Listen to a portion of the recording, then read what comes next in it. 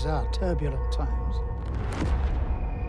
Hi, Steve. Morning. Hello. My name is Matthew from Film Geek Guy. Hello, lovely to meet you. Yeah. On this season of House of the Dragon, we finally get to see Lord Corlys in action during the Battle of the Gullet.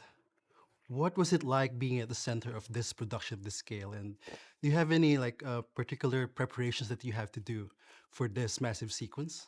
Second part of the question first. Yes, the prep involved, we had a long time going through the fight choreography because, well, have you seen it? Yeah. Okay, well, you know what was involved. So we spent a lot of time, I think, Abu told me it was something like 2 or 3 months. What would happen is the stunt guys would choreograph it, and then they would film it with somebody playing your part, and then they'd show us, and then we had to then do those moves. Okay. And the moves were incredible. And because we were wearing, at the time when we were doing it, we were just wearing, t-shirts and tracksuit bottoms. Then they bring the costume in, and you're wearing the armor, and suddenly you can't do half of those moves.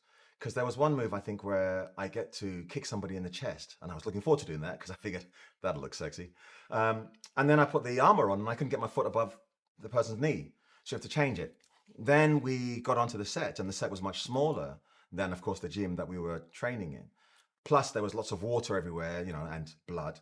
And they threw a few corpses for us to jump over as well. So it then became another challenge in itself.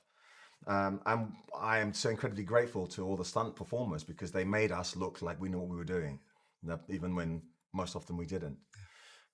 In terms of being at the center of it, well, what more could you ask for? Do you know what I mean? I remember Lonnie, our director, said, "Oh, you should watch Master and Commander." Oh, for inspiration. Okay. So we did. And then I said to him, "Am I Russell Crowe?" He was like, "Yeah."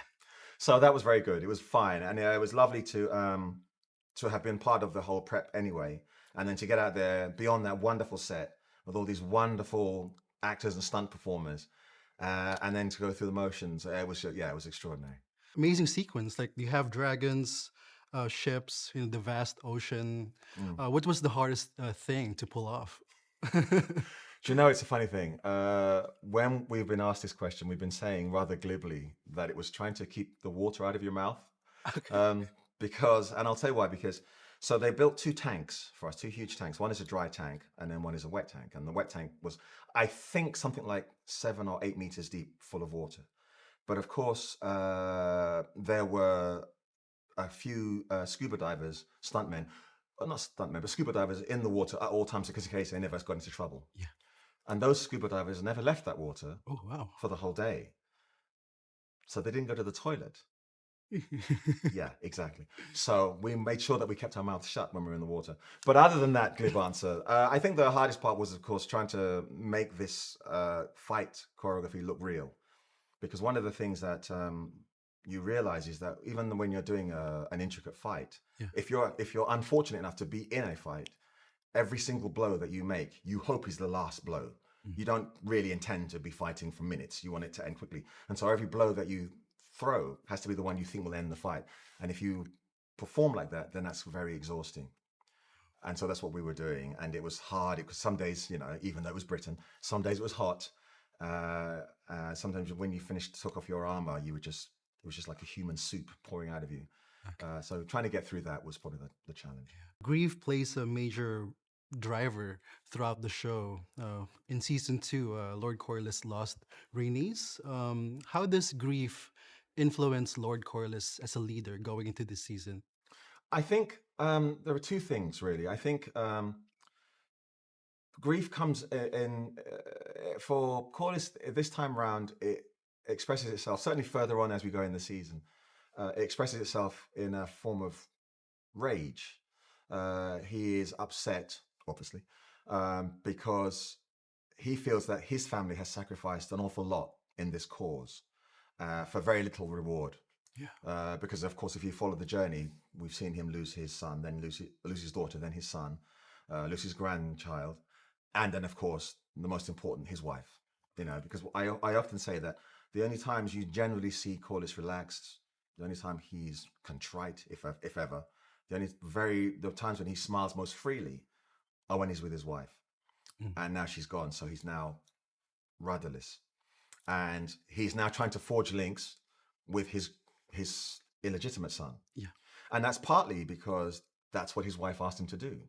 In season 2, she says to him, these boys deserve whatever because they're your children. So he's trying to do that, and it's very hard for him. So I think that's what he's doing. He's trying to understand. What I like about Corlys is he does develop, he does learn, he shows vulnerability, but at the same time, as I say, there is still a certain self-indignant rage about the position he finds himself in. Alyn Hull's monologue at the end of season 2 must be a gut punch for Lord Corlys. What can we expect on their father and son dynamic? Have you seen episode 1? Yes. Okay. Right. So in that first episode, there's that moment in the cabin before the battle when Corlys says, I forget the exact lines, but words to the effect of, "It was my fault and I'm sorry." And that's such a big thing for him. Yeah. Because he doesn't apologize to anybody. He just does, why should I? But for him to then take that moment and say, yeah, it was me and I'm sorry. That's such a big thing. That's a real turning point for these two characters. It doesn't mean things are wonderful and hunky-dory immediately, but it's a huge step. Because I think, I don't have children, but I think that if you're ever in that situation where for whatever reason you've had to leave your children, you've had the relationship didn't work or whatever it is, and then your grown-up child comes back in your life and he or she is really upset with what you did, there is no excuse. There is nothing that you can say to them that will make them understand. Life was hard. I couldn't afford. It doesn't matter. All you can do is take it, is accept that. And I think that's what Corlys had to do. And I understand where Alyn's coming from, because I think the other thing about Corlys is that he sees himself in Alyn and a self-made man and so forth. So this season is about him basically trying to make up for lost time in as much as he can. Lord Corlys has stood the test of time, survived 9 voyages. What is his secret power? Oh, that's such a good question. Do you know what? I'm going to say it's the love of a good woman. That's it. Because everything he does for his wife. So I think that's it. The love of a good woman. If you can find that, you're golden. Beautiful. Down to my last question. Everyone is fighting for the Iron Throne, and those who get to sit on it, fate's been unkind to them. Would Lord Corlys in the Iron Throne be a wise ending for this character, or do you think this will be the one thing that destroys him? Oh, that's a good one. That's a question for Ryan. That's our showrunner. Would the throne be a good place for Corlys? I think, on the outside, I think yes, it would be. I think he'd actually be a good ruler. I don't think it would be for him. I don't think he would want that. I think ever since the last episode of season 1, he's really tried to extricate himself from this family, but his wife has said, no, we should help her. So I think, do you know what? It's an interesting thing when you think about power, actually. See, look, I was being all light and frivolous, you've made me go deep. So many people, they crave power, they search and they seek after it and they struggle to get it. And then when they get it, it's a double-edged sword. Because of course, you're sitting in you're the person, but now you're the person that people aim at. You're the person that has responsibilities and so forth.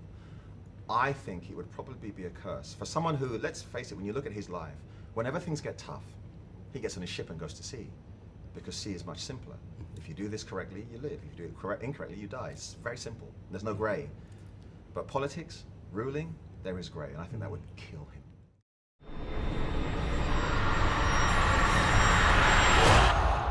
There will be no doubt who the gods have chosen to rule.